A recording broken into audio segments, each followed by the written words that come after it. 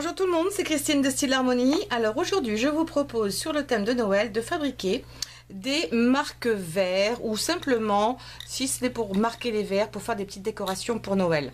Alors là, j'ai utilisé un verre en plastique, mais du moment que c'est un verre à pied, il n'y a aucun souci, tout fonctionnera de la même manière. J'ai mis des paillettes, ça c'est dû à la vidéo précédente que je vous ai proposée. Donc, il y a vraiment plein de façons de faire ces embellissements ou ces petites décorations. Vous n'avez pas besoin d'acheter forcément quelque chose de particulier. Moi ici j'ai ces petits anneaux là qui sont faits exprès, enfin pas pour les verres, mais en fait ce sont des anneaux qui sont destinés au montage de boucles d'oreilles. Donc vous mettez vos perles, vous mettez vos boucles d'oreilles et vous les fermez de cette façon là. Donc ça c'est pour des bijoux et j'ai le même en modèle petit. Si vous n'avez pas ça et que vous ne voulez pas acheter quelque chose, vous utilisez un petit bout de cordelette, un ruban, un petit bout de laine. Ça ira tout à fait, ça fera l'affaire du moment que vous faites un petit nœud autour de votre verre. Ce sera très joli, pas besoin d'aller acheter quoi que ce soit. Ensuite, il faudra quand même un minimum de choses, c'est-à-dire au moins du papier, des petits blings comme ça, les petits diamants de couleur que vous avez certainement pour ceux qui font de la carterie, du scrapbooking. Vous pourriez utiliser également des stylos encre gel. De cette façon-là, vous en avez des métallisés, vous en avez avec des paillettes, vous en avez des simples. Vous pouvez les utiliser, ça marche bien. Surtout en général, ça marche mieux sur du blanc que sur du noir. Mais ça peut être sympa. Et puis moi, j'utilise des emporte-pièces qu'on appelle également des dies qui me coupent déjà des formes, ce qui m'avance énormément les choses. Ça va plus vite. Mais là, je vous ai donné un exemple où j'ai rien eu besoin de couper. J'avais un tampon. J'ai tamponné et je suis venue découper une petite forme. Alors aussi, ce que j'ai utilisé ici, par exemple dans le cas de mes chaussettes, c'est des poudres à embosser. Donc je pense que vous connaissez, sinon je vous ferai une rapide démonstration. Il y a toujours des gens qui s'y mettent et qui ne savent pas ce que c'est. Je le vois quand je viens en France, je fais les boutiques. Il y a encore des gens qui ne connaissent pas et c'est normal parce que on ne peut pas tout savoir. Et il y a de nouvelles personnes qui commencent, donc ça c'est génial. Alors, ce que nous allons faire d'abord, donc on va prendre un papier blanc ou noir, après tout peu importe, et je vais peut-être commencer, allez, par du noir puisque je l'ai sous la main. Donc je vais utiliser mon petit bout ici et je vais utiliser également un tampon. Alors je vais peut-être changer le tampon que j'avais utilisé précédemment, parce que vous pourriez en faire, je me disais aussi, vous pourriez en faire 6 identiques de différentes couleurs pour chaque personne, ou carrément changer de thème, une personne avec ceci, un verre avec un autre motif. Ça c'est exactement le même motif de tampon que j'ai utilisé, mais que j'ai décoré différemment et qui donne des aspects complètement différents. Pour ce faire, je vous conseille d'avoir du papier assez épais. Si ce n'est pas le cas, vous mettez du scotch double face et vous le doublez pour avoir quelque chose de plus épais. Ça donnera plus de tenue. Alors désolé, j'ai encore de la colle partout, mais qu'est-ce que vous voulez? Quand on utilise des poudres à embosser, on a tendance à en mettre partout. Vous pourriez aussi utiliser après tout, dans ce cas-là, de mettre de la colle avec des paillettes. Ça mettra plus de temps à sécher, mais le résultat sera tout aussi sympa. Moi, je les aime particulièrement bien, ces deux-là. Mais ce sera aussi très bien. Donc, je vais utiliser peut-être un autre tampon. Qu'est-ce que je pourrais utiliser ici qui ressorte bien? Je vais utiliser, pourquoi pas, le Père Noël que j'ai là. Ça fait très longtemps dont je ne me suis pas servi. Alors, est-ce qu'il va rentrer? Je vais le faire rentrer en biais, il n'y a pas de problème. Et je vais utiliser du rouge sur du noir, pourquoi pas. Je vais voir ce que ça va donner. Donc ici, vous avez une encre spéciale qui s'appelle Versamark. Il y a peut-être d'autres marques, mais celle-ci est l'une des plus connues et c'est une encre transparente et qui est entre autres principalement dédiée à embosser vos images. Donc on vient prendre son tampon et on le met là. Bon, moi il commence à être bien usagé parce que je le réancre. Pour quand il est sec, plutôt que d'en racheter un parce que ça coûte assez cher, vous utilisez de la glycérine coupée à l'eau et vous utilisez un coton, un compte-gouttes et vous l'imbibez bien. Ce qu'il va falloir que je refasse parce qu'ici cette partie-là est un peu sèche. Donc vous imbibez bien votre tampon. Ensuite vous allez venir l'appliquer ici. Alors, je ne sais pas encore comment je vais faire, l'appliquer là et laissez toujours quelques secondes à l'encre, qu'elle soit transparente, pigment ou dye. Il faut savoir que celles qui sèchent très vite, ce sont les dye. Là où c'est marqué dye ink, c'est une encre qui va sécher vite. Les pigments, les encres à pigments sèchent lentement, donc vous pourriez aussi embosser avec une encre à pigments, par exemple. Donc là, ça devrait être bon. Tout de suite, je vais venir ici ouvrir ce papier-là. Et je vais tout de suite, sans attendre, alors là, il faut vraiment agir assez vite, venir saupoudrer mon image. Vous ne l'avez certainement pas vu, mais ça, ce n'est pas grave. Et je viens la saupoudrer avec un petit peu de rouge. Alors, si on fait mal, entre autres, moi, j'en ai pas mis partout visiblement. Ou alors, c'est peut-être le dessin, je ne sais pas. On peut venir avec un pinceau enlever l'excédent s'il y en a autour, par exemple. Alors là, tout de suite, avant de faire quoi que ce soit d'autre, je vais mettre ma poudre embossée à nouveau dans le contenant, dans le petit flacon, parce que sinon je vais en avoir partout. Voilà. Donc toujours faire ça dans ce sens-là. Et ensuite, on va venir chauffer donc notre dessin. Alors, c'est une sorte de sèche-cheveux, sauf que je vous déconseille de l'utiliser pour ça, parce qu'il souffle relativement peu fort, mais il chauffe énormément. Donc, c'est un pistolet, je ne sais même plus comment ça s'appelle, un pistolet à chaud, j'imagine. Donc, je baisserai le son lors de la vidéo, mais je vais vous les montrer en temps réel, comme ça va très très vite. Quand vous le démarrez, alors celui-ci est un peu bruyant, mais on le trouve partout en France. Quand vous le démarrez, faites-le chauffer dans l'air pour rien pendant au moins 10 bonnes secondes. Comme ça, quand vous allez le placer au-dessus de votre dessin, toute votre poudre ne va pas partir. D'accord? Donc faites-le chauffer 10 bonnes secondes avant de l'appliquer. Donc je baisserai le son quand vous regarderez la vidéo et comme ça vous verrez ce qui va se passer.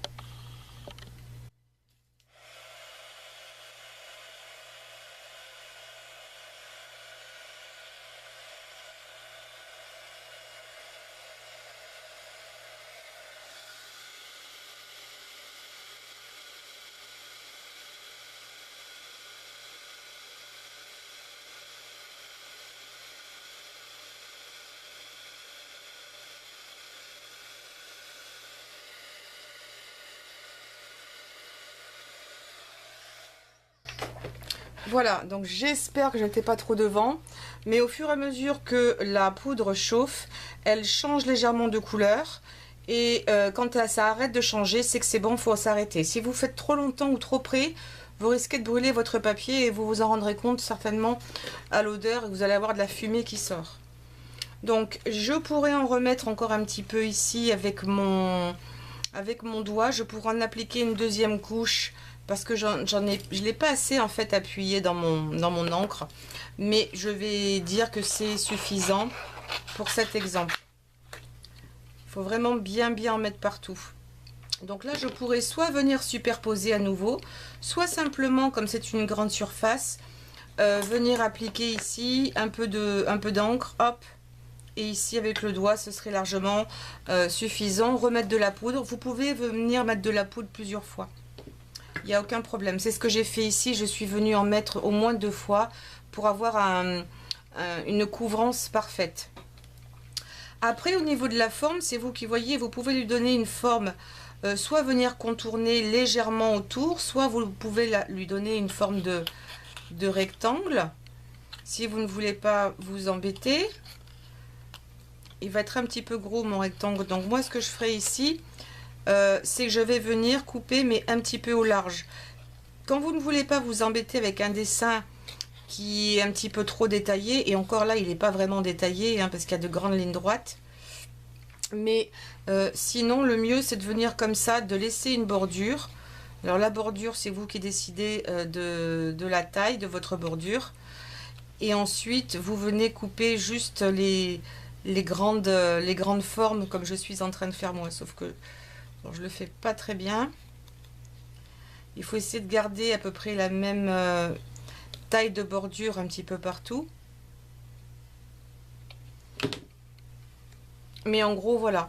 Pas besoin de vous embêter davantage. Alors maintenant, ici, on pourrait rajouter un bling d'une couleur différente. Donc je vais utiliser ma pince ici.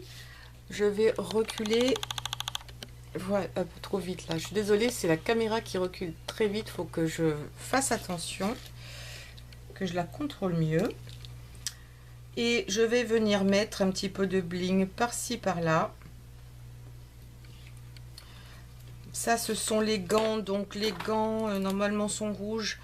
Donc je peux venir mettre un petit peu de rouge ici. Ah ben non, ça va faire du... Ah oui, c'est vrai, j'ai oublié. Ça fait... Eh ben ça fera... Il aura des gants blancs, écoutez. Hein, voilà. Je vais faire ressortir un petit peu les yeux là. La bouche. Parce que le métallisé ressort... a tendance à... Le métallisé à ressortir blanc souvent sur le noir. Donc on peut venir comme ça rehausser des petits éléments.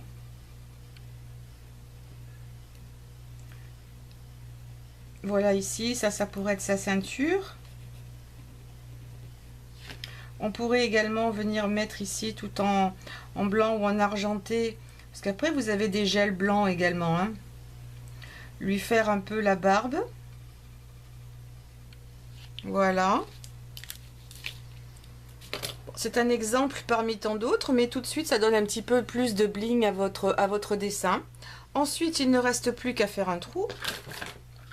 Donc je vais utiliser ce qu'on appelle la crocodile, qui est très utile. Alors ça c'est un outil que je vous recommande fortement. Donc j'ai fait un trou ici. Si votre papier est un petit peu faible, un petit peu mou, ce que je vous conseille de faire, si vous en avez, c'est d'utiliser des œillets. Alors moi j'en ai de différentes tailles, de différentes couleurs. Je vais essayer de trouver quelque chose adapté, soit rouge ici, soit blanc ou noir. Alors évidemment, est-ce que j'ai la bonne couleur sous la main? Je ne sais pas. Sinon, j'utiliserai un blanc. Allez, on va pas s'embêter. J'aurais préféré un rouge, mais c'est pas grave. Attendez, j'ai ma petite boîte par là. Donc en général, je les mets par un petit peu par taille. Voilà, là j'ai un rouge. Je préfère quand même. Hop. Alors, où est-ce qu'il est passé? Il est là. Je mets mon œillet à l'intérieur. Et avec cette même pince ici, vous avez différentes fonctions en haut pour les œillets en fonction de leur taille. Une fois que vous avez le mode d'emploi, ne vous inquiétez pas. Vous venez coincer au milieu. Vous appuyez, c'est le principe des œillets. Ou si vous changez un peu les boutons des jeans, c'est la même chose. Et voilà, vous avez votre papier qui est renforcé. Ça fait comme ça à l'arrière. Et ici, vous pouvez maintenant venir attacher ou un ruban ou l'une de ces... Je vais l'enlever de là. L'une de ces boucles d'oreilles. Et ensuite, l'attacher autour de votre verre. Et vous avez votre petit, ça peut être, je vous dis, ou une décoration ou un marque-place, en mettant le nom de la personne éventuellement au dos, ou lui laisser un petit espace devant. Donc, pardon, voilà ce que j'ai fait moi. Donc j'en ai aussi fait en arbre de Noël, mais là, j'ai des emporte-pièces, des dies qui les ont coupés pour moi. Pareil pour les chaussettes ici. Donc de façon très simple, ici je suis venue simplement tamponner et venue embosser avec du blanc, comme j'ai fait ici en blanc.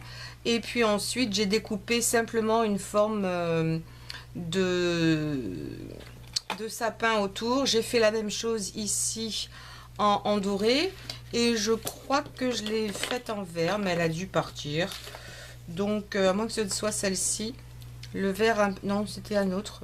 Allez, on va dire que c'est celui-ci, mais il n'est pas très bien réussi. Donc, vous voyez, on peut faire des choses bien. Faites le recto et le verso. Ici, c'est un dessin vraiment tout simple que je suis venue faire à la main. Mais pourquoi pas, avec une petite fleur ici. C'est pas celui que je préfère. Ici, vous avez également une boule. Donc, vous tracez un cercle. Et je suis venue à l'intérieur tamponner avec un stylo gel où j'ai tracé sur mon tampon et je suis tout de suite venue tamponner. Donc voilà les différents effets que vous pouvez avoir. Utilisez ce que vous avez. N'hésitez pas à ne pas forcément tout acheter, mais à trouver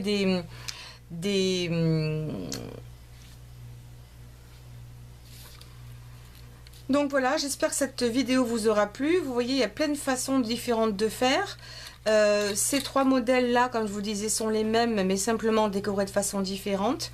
Remplacer ces anneaux là par des cordes ou des rubans, ça fera tout à fait l'affaire. Et pas besoin d'avoir forcément de matériel très sophistiqué. J'avoue que moi, les emporte-pièces, c'est ce que je préfère. Mais j'ai en général de gros modèles pour faire les cartes. Donc, n'hésitez pas à découper à la main comme on a pu le faire ici. N'oubliez pas de souscrire, de me donner un like, un pouce en l'air et puis de partager cette vidéo, histoire qu'elle traverse un petit peu tout Internet. Je vous dis à très vite pour de nouvelles vidéos. Passez une très bonne semaine. Au revoir.